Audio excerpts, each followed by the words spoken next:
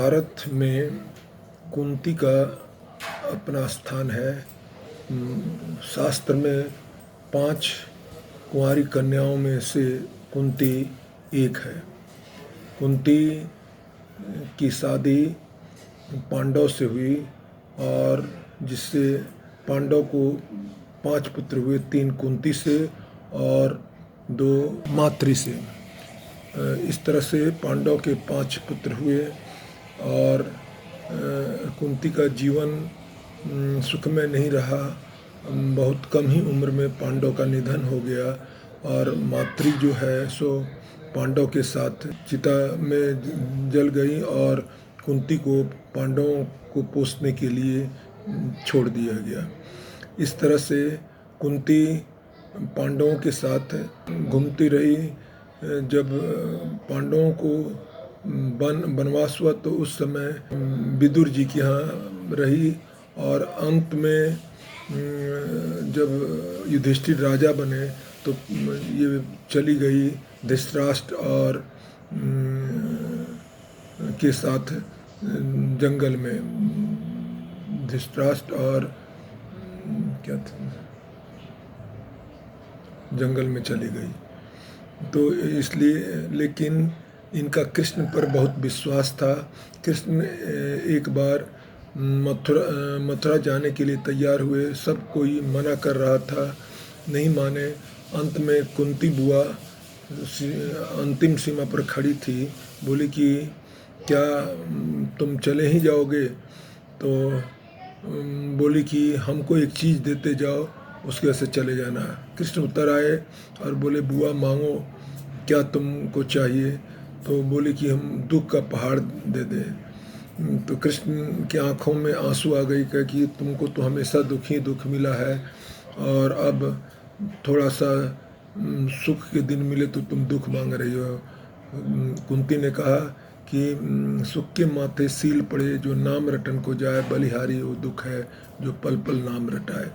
तो इस तरह से कुंती वासुदेव जी की बहन थी,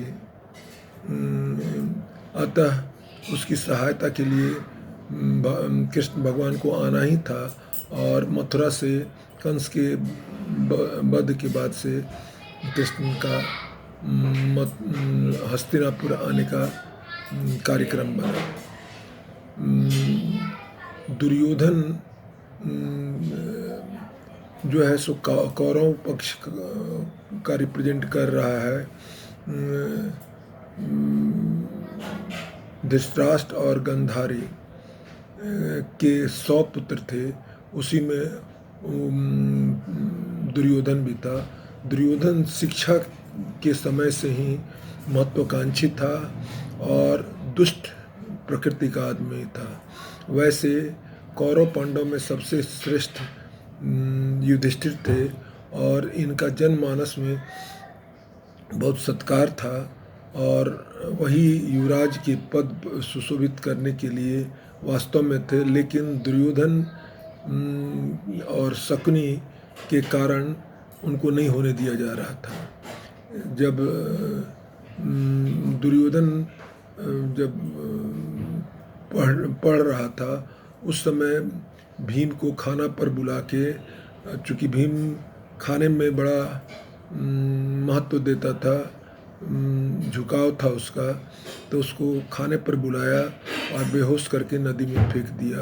वो तो नाग देवता में उसका ट्रीटमेंट ठीक से हुआ और फिर वो वापस आ गया और शक्ति लेके। इसकी आदत शुरू से ही खराब थी, लेकिन शकुनी से मिलके ये एक षड्यंत्र रचा कि साल में एक बार सम्मेलन होता था, सांस्कृतिक कार्यक्रम। हस्तिनापुर से बहुत दूर आज का जो अमरकंटक है वहाँ पर हुआ करता था। उसमें महाराजा जाया करते थे या युवराज जाया करता था।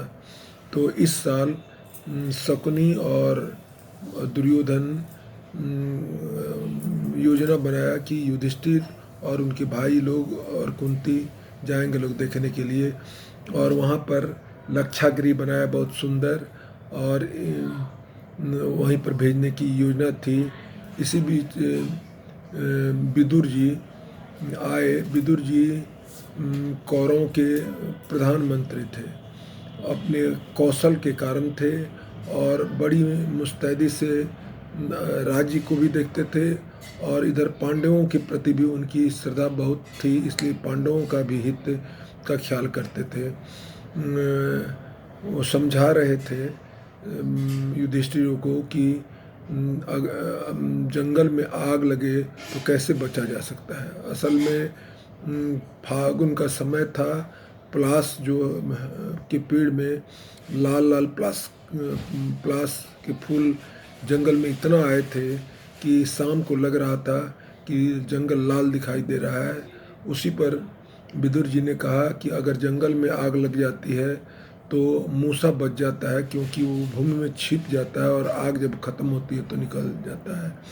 वो कुछ समझाने वाले थे कि उसी समय शकुनी और दुर्योधन आ गया, और काका जी की बात पूरा नहीं हुई, और इन लोगों को तैयारी करके भेज दिया गया लक्षागृह में फंक्शन को की शुरुआत करने के लिए।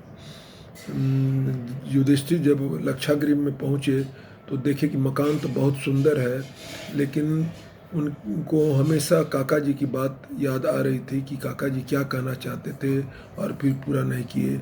जाके ठीक से देखे तो देखे कि एक ही रास्ता उस लक्षागृह में जाने का है और आने का है।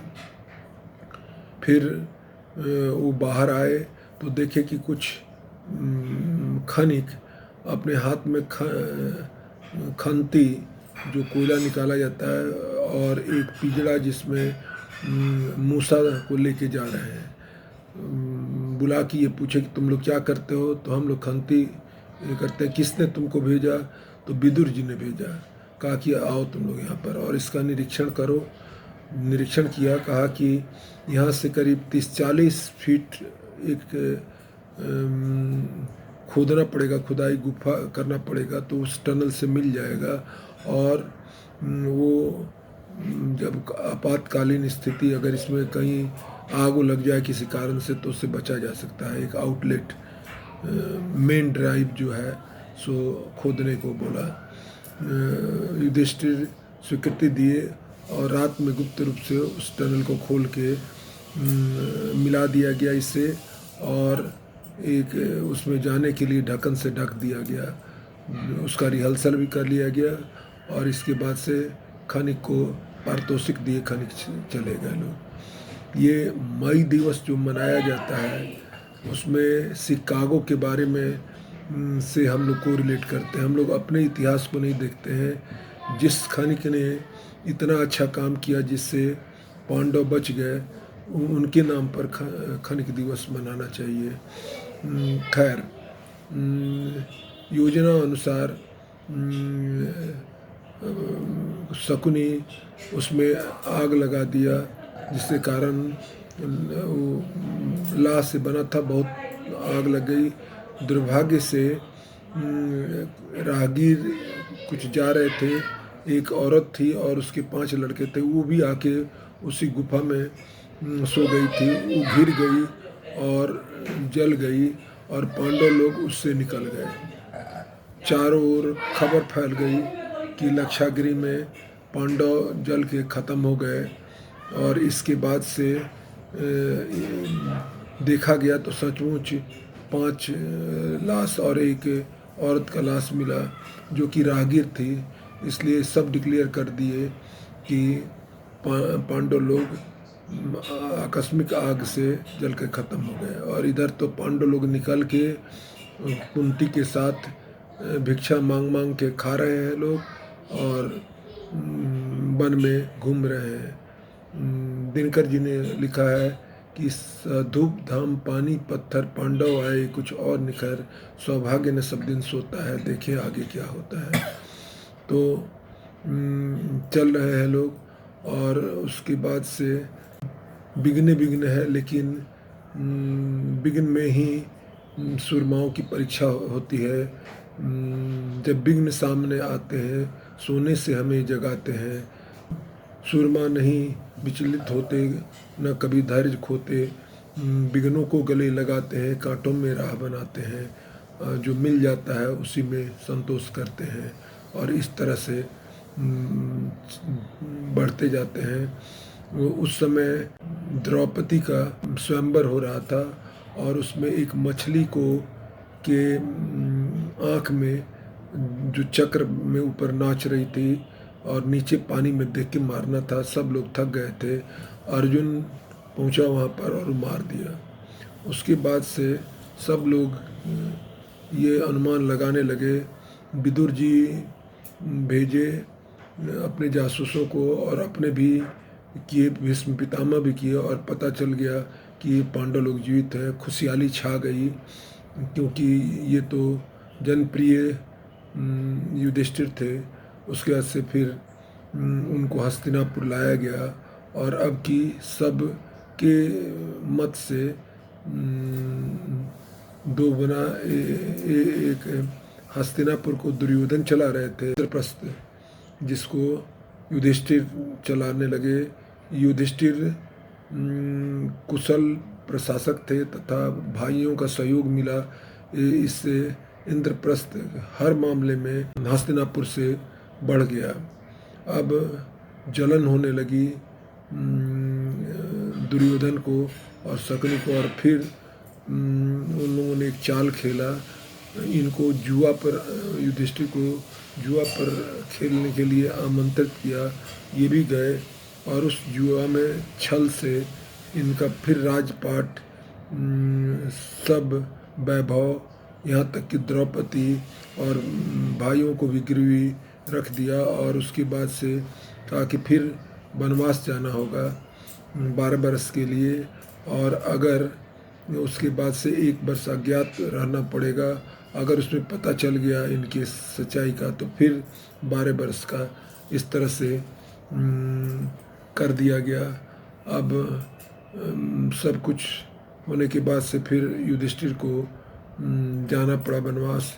और अब की कुंती इस काल में विदुर जी के यहाँ चली गई और द्रौपदी और ये लोग 5 लोग वनवास में चले गए। धूप धाम पानी पत्थर पांडव गए और निखर सौभाग्य न सब दिन सोता है। देखें आगे क्या होता है। ये लोग करते जा रहे हैं और इस तरह से सालों साल गुजरते जा रहा है। और उसके बाद से जब 1 साल बच जाता है तो ये लोग महाराज विराट के यहाँ अलग अलग काम में लग जाते हैं।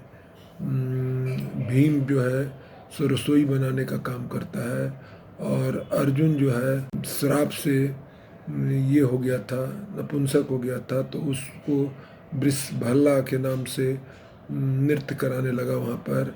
और द्रौपदी को उसकी लड़की के सजाने के काम में रखा गया। और युधिष्ठिर जो थे सो राजा के साथ चौसर खेलते थे, उनके एडवाइजरी के रूप में काम कर रहे थे और इस तरह से दिन गुजरते गया। महाराजा विराट का साला था कीचड़, वो बुरी दृष्टि से देखने लगा द्रौपदी को। बस एक दिन भीम ने योजना बनाई और रंगशाला में जाके उसको ले गया और वहाँ उससे मल युद्ध हुआ। इतना जोर से मारा कि कीचड़ समाप्त हो गया। उसके समाप्ति से धरती डोल गई। अब पांडव लोग तो सतर्क हुए, लेकिन इस कारनामे से जो समाचार फैला उसमें कौरव लोग शंका करने लगे कि जरूर उसी राज्य में ये लोग छिपे हुए हैं। लेकिन अज्ञातवास खत्म हो गया था। अज्ञातवास खत्म करके पांडव तैयार थे। उसी समय पता चला कि कर्ण, भीष्म पितामह सब चढ़ाई कर दिए हैं। विराट युधिष्ठिर के साथ चौसर खेल रहे थे।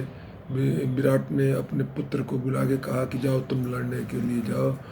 युधिष्ठिर उसके सहायक थे, बोले कि वो नाच वाले को भी साथ में भेज दीजिए। 13 वर्ष पूरा हो गया था। वो कहा तो नाच वाला क्या करेगा, लेकिन वो नहीं जानता था कि अर्जुन है।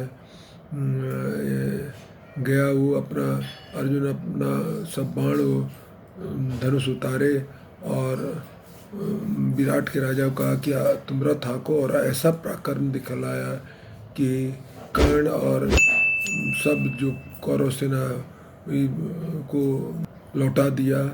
और इस तरह से जब आया तो राजा भी अपने बेटा को स्वागत किया।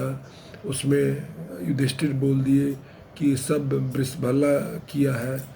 अंत में आइडेंटिफिकेशन पता चला कि अरे ये तो अर्जुन है और भीम है, युधिष्ठिर है। और इसके बाद से फिर आए लोग हस्तिनापुर, और उसके बाद से आगे की कार्रवाई होती है।